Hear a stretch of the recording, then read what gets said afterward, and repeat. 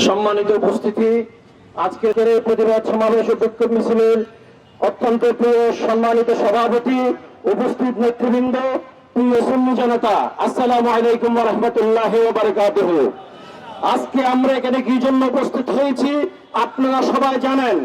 আমি আজকের উপস্থিতি সম্পর্কে প্রশাসনকে বলে দিতে চাই, যে সুন্নিয়াত 2010 সালে, 20 সালে, 18 সালে যে মাঠে ময়দানে সুন্নিয়ত ছিল, 1925 সালের সুন্নিয়তের বেশ কম আছে।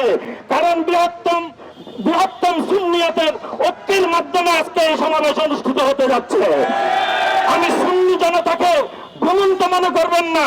সুন্নি জনতা যদি ঘুমন্ত জাগিয়ে দেন, তাহলে আপনারা যারা ষড়যন্ত্রকারী, আপনারা পালাবার পথ পাবেন না।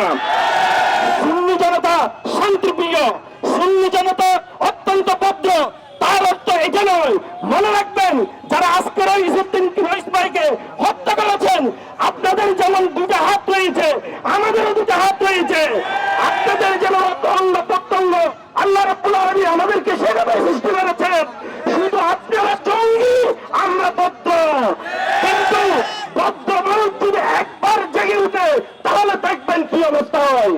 সুতরাং প্রশাসনকে আমি অনুরোধ জানাবো, সুন্নি জনতার প্রাণের দাবি রইসুদ্দিনের হামলাকারীদেরকে অবিলম্বে গ্রেফতার করুন, নাহলে সুন্নি জনতা রাজপথ ছেড়ে আর কখনো ঘরে ফিরে যাবে না।